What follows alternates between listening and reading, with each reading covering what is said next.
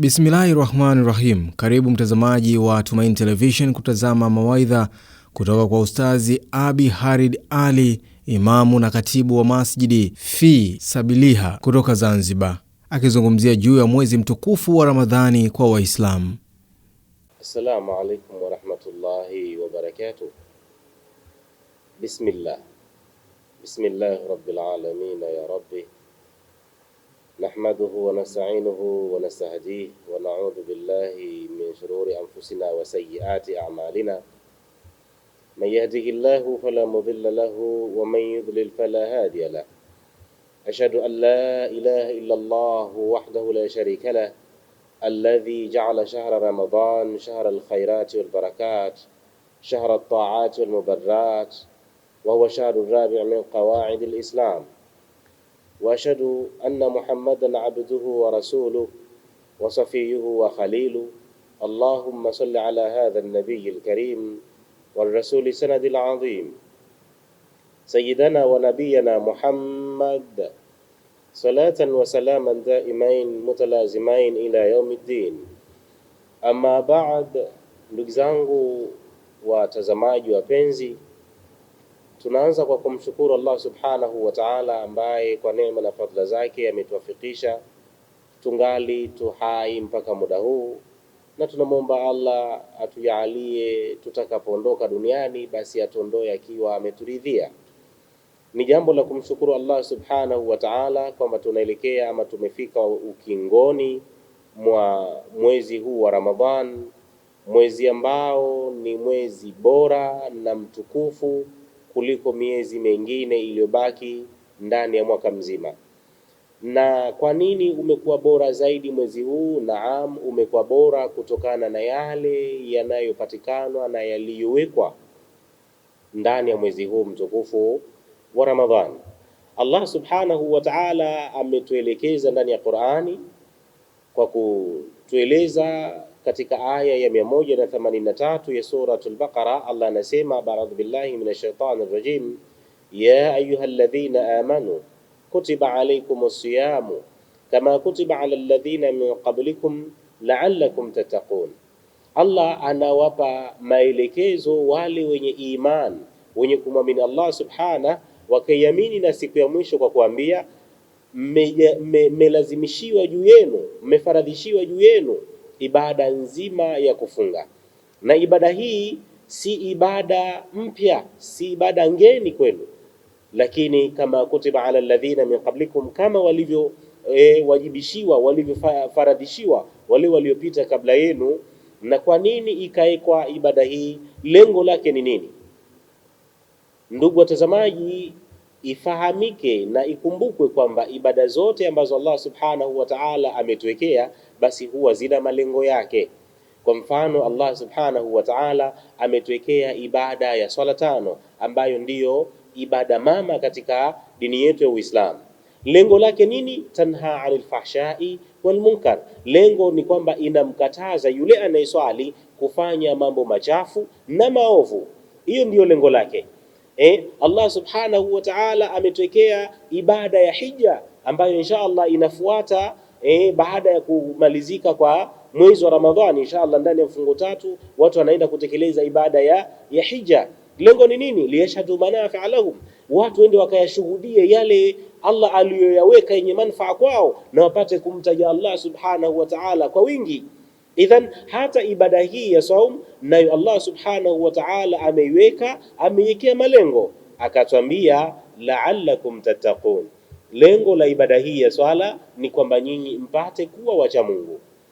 Na unaweza ukajiuliza kwa nini Allah subhanahu wa ta'ala atufaradhishie ibada hii ya saum, ibada ambayo imebeba nguzo miongoni mwa nguzo 5 za Uislamu, ili kusudi watu wapate kuwa wacha Mungu. Kwa nini tupate ucha Mungu?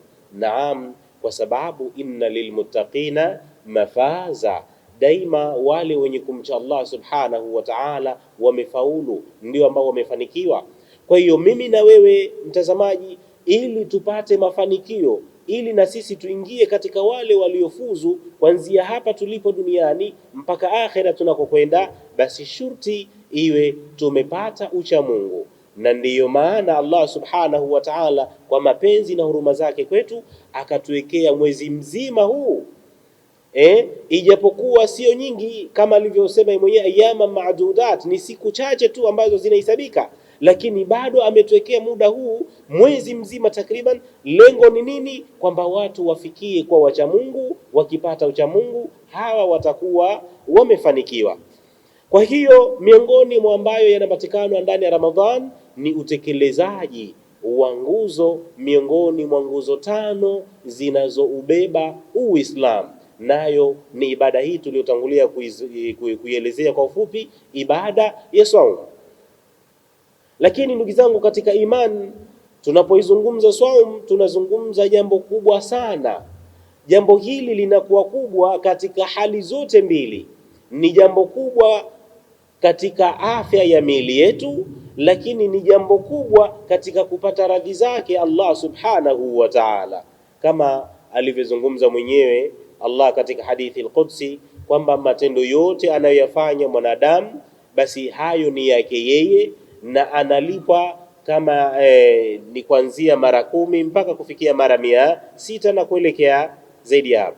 Lakini akasema illa saum fa innahu li, isipokuwa nini? Ibada hii ya saum, ni hii ibada ni yangu mimi, wa ana ajzibi, na mimi ndiye ambaye nailipa ibada hii ya saum. Ibada hii ina malipo makubwa sana ndugu zangu katika imani. Na kwa nini ina malipo makubwa? Naam, kwa sababu ibada yenyewe ni ibada kubwa. Tunafahamu fika kwamba siku zote malipo yanaendana na ukubwa wa kazi iliyofanywa.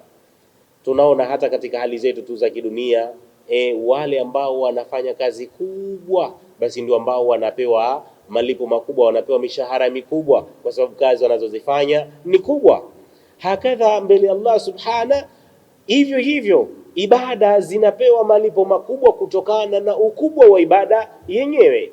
Tunapoizungumza saum, tunaizungumza ibada kubwa sana ambayo ndani yake inabeba mambo mengi, na yote haya ni mambo ambayo yanamnufaisha huyu mwenye kufunga.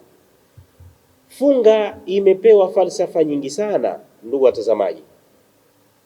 Miongoni mwa hizo ni kwamba watu wanafunzwa namna ya kumtii Allah subhanahu wa ta'ala. Itakumbukwa ibada zote ni ibada ambazo unapozifanya zinaonekanwa. Ukiswali tutakuona na utapata athari za swala hizo. Allah anasema simahum fi ujuhihim min athari sujud. Ukiwa unaswali tutaona athari za kwamba wewe unaswali, hata kama tutakuwa hatuja kuona physical ukiswali kama ni msikitini na bahala pengine, lakini bado zipo athari zitakazotujulisha kwamba wewe unaswali. Ukiwa unatoa kama ni zaka, kama ni sadaka, tutaziona hizo. Ukienda hija ndio hasa tutaona kwamba wewe umekwenda, na mfano wa hayo. Ibada zote hizi utakapozifanya tutaona kwamba umefanya, lakini saum hii inabaki kuwa ni baina yako wewe na muumba wako Allah subhanahu wa ta'ala.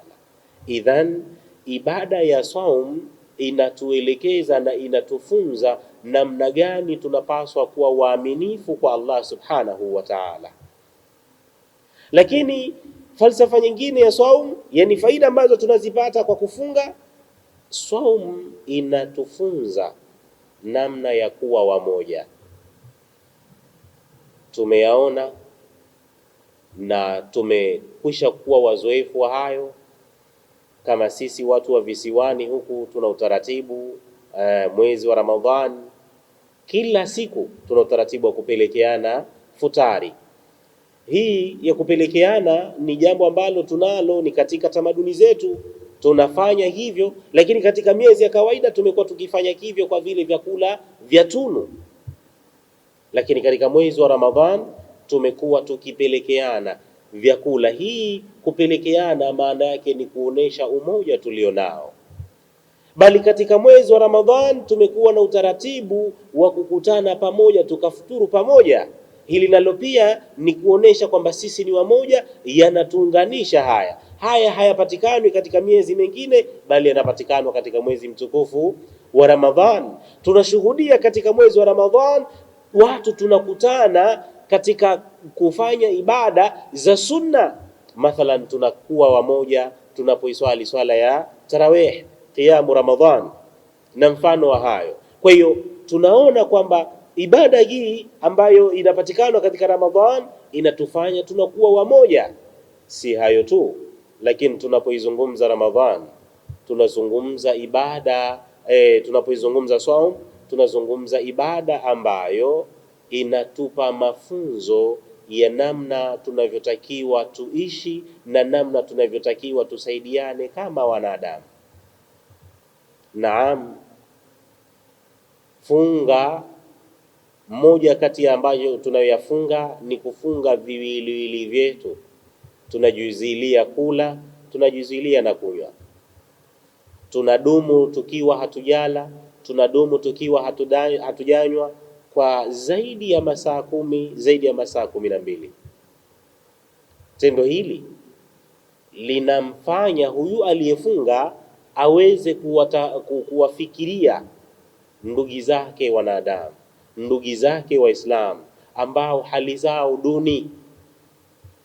Kuna watu humu hali zao ni ngumu kiasi ambacho mtu anamaliza siku 2, siku 3 hajapata chakula cha kukitia tumboni mwake. Ili uweze kumfikiria huyu, uwe una jambo litakalokufanya wewe umfikirie yeye. Lipi hilo? Ni hii ibada ya saum. Pale utakapokuwa umefika pengine nyakati za kukaribia wakati wa kufuturu, mathalani kuanzia saa 10, ushakaa zaidi ya masaa 10 na ile njaa itakufanya wewe ufanye ibada ya kuwafikiria ndugu zako katika imani, ya kuwafikiria wanadamu wenzako ambao wao maisha yao ndiyo hayo. Licha wewe kwamba unafanya kama ni ibada, lakini kuna watu wanaishi, wanakaa muda mrefu hawajala, wanakaa muda mrefu hawajanywa, ni kwa sababu hawana cha kukila, ni kwa sababu wamekosa cha kukinywa. Kwa hiyo hii itatufanya sasa tunapowafikiria wao katika hali hizo, tuingie katika ibada moja kati ya ibada adhim, ibada ya utoaji. Na hii ibada imesisitizwa sana ndani ya Qur'ani, bali na Nabii Muhammad sallallahu alaihi wasallama na yeye akaisisitiza sana ibada ya kutoa, kuwapa wahitaji. Kwa hiyo Ramadhan, funga ya Ramadhan inatufanya tuweze kuwafikiria ndugu zetu, inatufanya tuwe wepesi kutoa, kuwapa wahitaji. Na bila shaka tumeyaona haya, watu wengi tumekuwa tukijitolea kuwalisha wale ambao hawana uwezo katika mwezi wa Ramadhan. Tumeona hayo mtu mmoja mmoja, tumeziona taasisi, kuanzia taasisi za watu binafsi, bali hata taasisi za kiserikali zimekuwa zikiwalisha wale ambao wana uhitaji huo, zimekuwa zikiwanywesha wale ambao wana uhitaji huo. Haya yote yamekuja kwa sababu tumeyapata mafunzo hayo kupitia saumu ambayo tumekuwa nayo katika mwezi huu mtukufu wa Ramadhani. Ndugu zangu watazamaji wapenzi, Ramadhani ina mambo mengi mno. Ramadhani imetiwa ndani yake fadhila nyingi sana, ikabebeshwa matendo na mambo mengi ndani yake. Anapoyafanya mfanyaji matendo haya, basi bila shaka yatamfanya yeye aweze kutoka katika maasi, halafu arudi katika taa ya kumtii Allah subhanahu wa ta'ala. Atakapoyafanya matendo haya yatamfanya awe karibu mno na Allah subhanahu wa ta'ala. Na ndiyo maana wanazuoni wakafika mahala wakatueleza kwamba ndani ya Ramadhan, miongoni mwa mambo ambayo yanapatikanwa, basi jambo la kwanza hupatikanwa rehma zake Allah subhanahu wa ta'ala. Na tunafahamu fika yoyote aliyepata rehma za Allah, maana yake huyu atakuwa yeye amesalimika na adhabu zake Allah subhanahu wa ta'ala. Sasa ili hizi rehma zipatikanwe, basi shuti mtu huyu awe amepata maghfira, awe amepata msamaha wa Allah.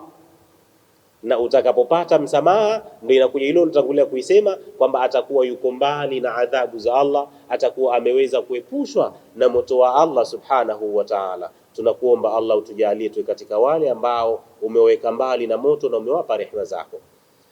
Ndugu zangu katika iman, mwezi wa Ramadhan ndio mwezi ambao imeteremshwa ndani yake Qur'an. Allah subhanahu wa ta'ala amelizungumza hilo katika aya mbalimbali, miongoni mwa hizo ni aya ya 185 katika sura hii suratul Baqara, pale Allah subhanahu wa ta'ala aliposema shahru ramadhana alladhi unzila fihi alquran, mwezi huu wa Ramadhan ndio mwezi ambayo imeteremshwa ndani yake Qur'ani. Na Qur'ani hii sifa zake, kazi yake ni nini? Hudan linnas wa bayinatin min alhuda wal furqan, kwamba Qur'ani imekuja kumuongoa mwanadamu, imekuja kumuongoza katika njia ya sawa mwanadamu, na ikaja ikampa upambanuzi, ikamwekea wazi lipi ni lipi, ikamwelekeza ya halali, ikamwelekeza ya haramu, ikamwelekeza ya halali ayafuate na ya haramu ayawache. Kwa hiyo tunapoizungumza kwamba Qur'ani imeteremshwa ndani ya Ramadhan, maana yake nini? Kwamba watu wanapaswa waisome sana Qur'ani ndani ya mwezi huu wa Ramadhan, na kuisoma si tu kwamba waisome matini, waisome tartili, bali waisome na tafsiri yake, waweze kuitambua hii Qur'ani kwa undani wake, ili kusudi waweze kuifuata na kuyafanyia kazi yale yaliyowekwa ndani ya Qur'an.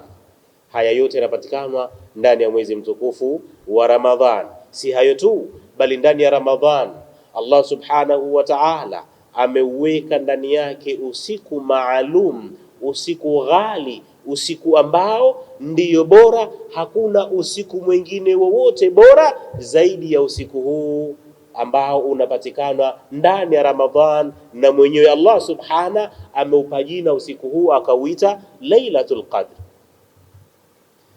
Ni usiku ghali mno, ni usiku bora sana.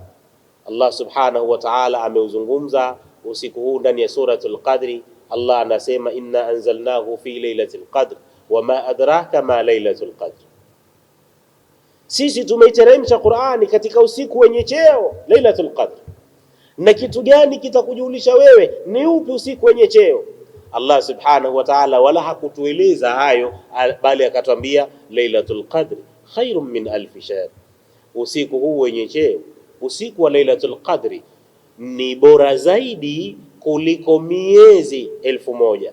Miezi 1000 manake ni zaidi ya miaka 80 na kitu, takriban miaka 83.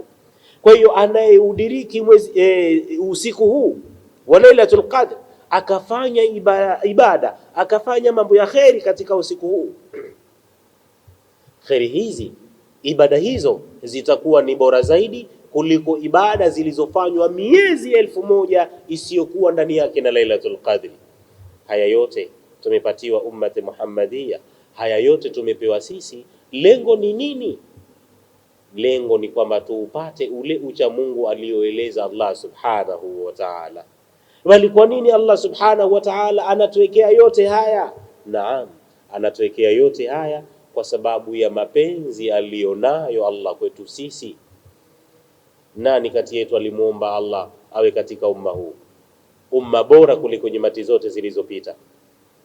Hakuna aliyemuomba, bali ni mapenzi yake Allah kwetu akatuchagua tukawa katika umma bora. Na tunapokuwa katika umma bora, maana yake tunakuwa ni wabora. Tusiuache ubora huu na wala tusiubeze ubora huu, bali tufanyie kazi ili tufikie kama Allah subhana alivyotaka tufikie. Ndugu watazamaji wapenzi, tuko ukingoni kama nilivyotangulia kusema awali mwa mwezi huu wa Ramadhan. Tunapokamilisha mwezi huu wa Ramadhan, inakuwa ni fursa ya kuingia katika siku kuu miongoni mwa siku kuu za Waislamu. Nayo siku kuu kama ilivyo jina lake ni kuu, kwa hiyo ni moja kati ya siku adhim sana mbele ya Allah subhanahu wa ta'ala. Lakini kabla ya kuingia katika siku kuu, kuna ibada miongoni mwa ibada kubwa sana, nayo ni ibada ya zakatul fitr. Nilitangulia kusema kwamba ibada na matendo ambayo tunayafanya katika mwezi huu wa Ramadhan yanatufunza kuwasaidia wenzetu ambao hawana uwezo, yanatufanya na kutufunza tuwe wamoja kama waumini, kama umma. Sasa ili tuwe wamoja, ili tuwe umma mmoja, ili iwe tunasaidiana tunapoingia katika sikukuu hii, kwa kuwa sikukuu sifa zake watu wanaingia katika furaha, maana yake asiachwe hata mmoja katika Waislamu akawa yupo katika huzuni. Ndiyo maana Allah subhanahu wa ta'ala akatufaradhishia kwetu zakatul fitri.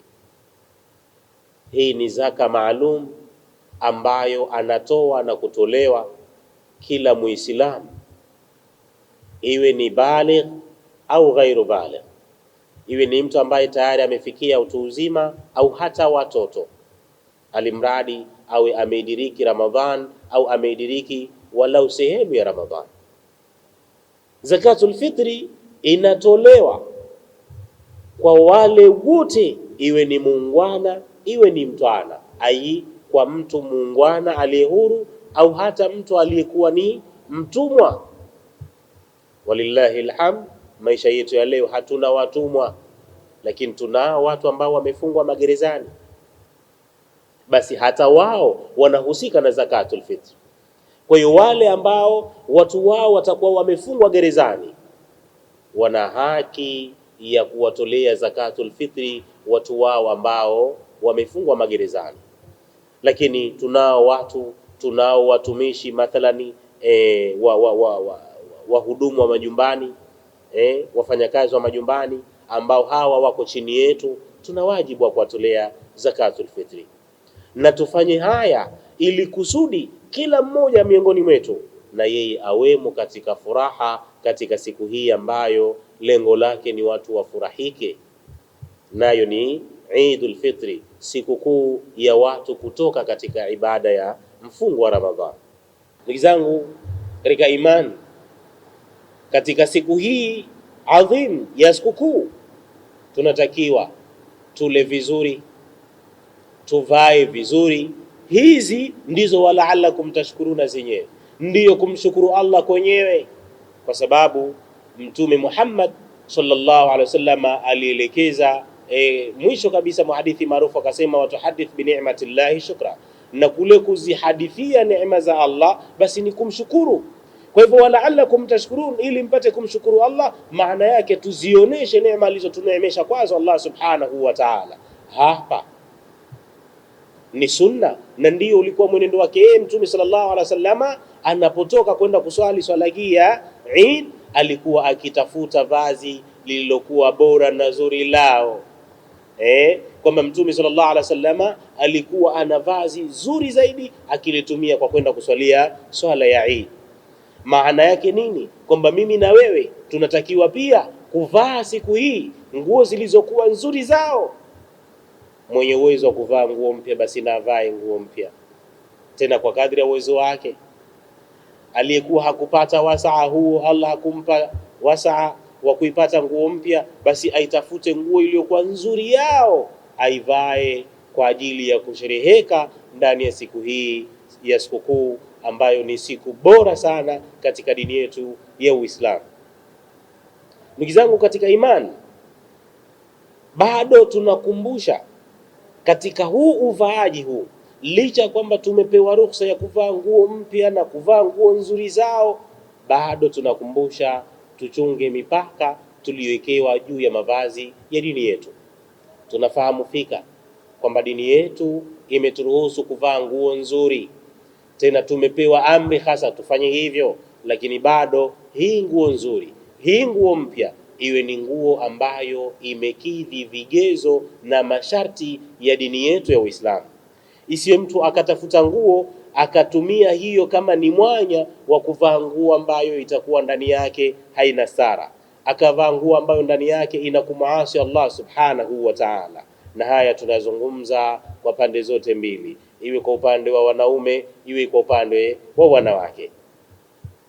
Lakini si tu kwenye kuvaa, bali pia katika kula. Tunatakiwa siku hii tule vyakula vizuri vyao, ndio vitu ambavyo vinatupa sisi furaha.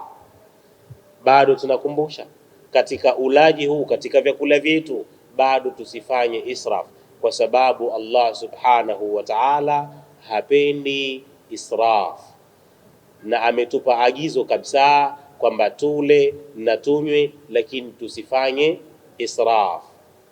Wakulu washrabu wala tusrifu inna Allaha la yuhibbul musrifin. Kuleni na kunyweni. Tena vipi mule, vipi munywe? Halalan tayyiba, vile vilivyokuwa vya halali, tena vilivyokuwa vizuri. Isiwe mtu amejikataza kuingia kwenye mapombe kwa mwezi mzima Ramadhani, ikawa sasa hivi ndo muda wa kurudi yeye kwenda kutafuta pombe. Isiwe mtu alijikataza kula vyakula vya ajabu mwezi mzima Ramadhani, ikawa sasa hapana. Maana yake iwe halalan tayyiba, chakula anachokula huyu mtu kiwe ni cha halali, lakini pia kiwe ni chakula ambacho karuhusiwa yeye kukila. Ndugu zangu katika imani, si tu kula na kunywa ambayo yanafanywa katika mwezi wa katika siku hii ya sikukuu, ukiambatanisha na lile la kuleta takbir, yani kumtukuza Allah subhana, bali sikukuu ni siku ambayo Waislamu wanapaswa kuitumia katika kuwakumbuka wenzao. Tumo katika sherehe, tumo katika furaha, lakini wakati mimi na wewe tumo katika furaha hii, tunafurahika kwa kuvaa vizuri na kula vizuri, bado tunao ndugu zetu ambao wao maisha yao ni duni sana. Tunapaswa na wao tuwakumbuke. Mbali ya zakatul fitri ambayo tumetangulia kuizungumza, lakini bado wana mahitaji mengine, tuwakumbuke na wao, ili wakati sisi tunafurahi, furaha yetu ikamilike kwa furaha yao. Wakati sisi tunafurahi kwa kula vizuri na kuvaa vizuri, tunao ndugu zetu ambao ni wagonjwa, iwe wagonjwa vitandani majumbani, iwe ni wagonjwa wamo mahospitali, na wao tuwakumbuke. Na hawa tuwakumbuke katika mawili. Tuwakumbuke kwanza katika dua zetu, ili Allah subhana awaponeshe maradhi yao, bali pia na wao tuwakumbuke kwa kwenda kuwatembelea. Kuwatembelea kwetu itakuwa faraja kwao. Hii faraja itawafanya na wao waingie katika furaha ambayo inampasa kila Muislamu awe katika furaha hiyo. Lakini si tu wao, tunao ndugu zetu, tunao wazee wetu ambao tulikuwa tunao miezi iliyopita, tulikuwa tunao siku zilizopita, tulikuwa tunao miaka iliyopita. Leo hawako, wamekwisha kututangulia mbele ya haki. Wakati sisi tunafurahi kwa furaha hii ya kumaliza mfungo wa Ramadhani, tunayo haki ya kufurahi, tumepewa fursa hiyo. Lakini vipi furaha yetu itakamilika pasi na kuwafurahisha na wao kwa kuwapelekea dua nyingi za kuombea msamaha? Vipi furaha yetu itakuwa na nafasi kama hatukuwapelekea tukawamiminia dua nyingi za kuombea maghfira kwa Allah subhanahu wa ta'ala, tukaombea Allah awape pepo yake? Kwa hiyo wakati tunafurahi, tusiwasahau ndugu zetu ambao kwa namna moja ama nyingine wanahitaji kutoka kwetu sisi chochote kile, iwe wanahitaji dua zetu, iwe wanahitaji faraja yetu, iwe wanahitaji hali zetu, iwe wanahitaji mali zetu. Hawa wote tuwakumbuke, ili sote tuwemo katika furaha ndani ya siku hii. Sisi ambao tuko hai, basi iwe tumo katika furaha. Sisi ambao tuna afya, tuwemo katika furaha. Sisi ambao wagonjwa, wawemo katika furaha. Ambao wamekwisha kututangulia, bali na wao wawemo katika furaha kwa kupokea dua nyingi kutoka kwetu sisi ambao tuko hai. Ndugu zangu katika imani, hayo ni miongoni mwa mambo mengi ambayo tunatakiwa tuyafanye katika mwezi katika siku hii ya Eid, katika siku kuu yetu Waislamu. Upande wa pili wa shilingi, kwa utukufu wake siku hii na umuhimu wake siku hii, wanazuoni bali hata Nabii Muhammad sallallahu alaihi wasallam wametukanya, wakatukaripia, wakatuonya vikali sana kujiingiza katika maasi ndani ya siku hii. Si siku ya kumaasi Allah. Sisi Waislamu, mtume wetu Muhammad sallallahu alaihi wasallam ametuelekeza akatwambia, ittaqullaha haithu ma kunt, mche Allah, muogope Allah popote ulipo. Maana yake haijalishi uko wapi, umo ndani ya siku gani, unachotakiwa ni kumwogopa Allah subhanahu wa ta'ala kwa kuto kufanya yale ambayo Allah ameyakataza, ametuharamishia. Hivyo tunapeana nasaha hizi. Siku hii ni siku ambayo watu wanatakiwa wajibidiishe katika kumwabudu Allah, na sio siku ya watu kuchupa mipaka katika kumaasi Allah subhanahu wa ta'ala. Na hichi kitakuwa ndio kipimo khalis cha watu kujitambua kama wamefikia lengo ama hakufikia. Ikiwa watu watamuasi Allah subhanahu wa ta'ala ndani ya siku hii, maana yake hawa wanaonesha dhahir kwamba wao hawakufata ucha Mungu ambao umewekwa ndani ya mwezi wa Ramadhani. Itaonesha wazi kwamba hawa watu wao walikuwa tu wakikaa na njaa, wakishinda na kiu, lakini hawakuwa na lolote la khairi ambalo wao wakilitanguliza mbele ya Allah, na hawakutaraji kitu kwa Allah subhanahu wa ta'ala. Kwa hiyo tuitumie siku hii kwa ajili ya kumwabudu zaidi Allah, kumhofu zaidi Allah subhanahu wa ta'ala. Yako mengi ya kuyafanya ya kutupa furaha ambayo ni halali. Kwa nini tunakimbilia haramu? Bila shaka msikilizaji wa Tumaini Televisheni umesikia na kumwelewa Ustadhi Abi Khalid Muhammad Ali, imamu na khatibu wa Masjidi Fi Sabiliha. Na bila shaka hii leo, baada ya kukamilisha mwezi mtukufu wa Ramadhani, ibada ya nguzo ya 5 ya Uislamu. Kufikia hapa hatuna la ziada, tukutakie sherehe njema za sikukuu ya Eid al-Fitri. Jina langu ni Jumanne Shaban Juma.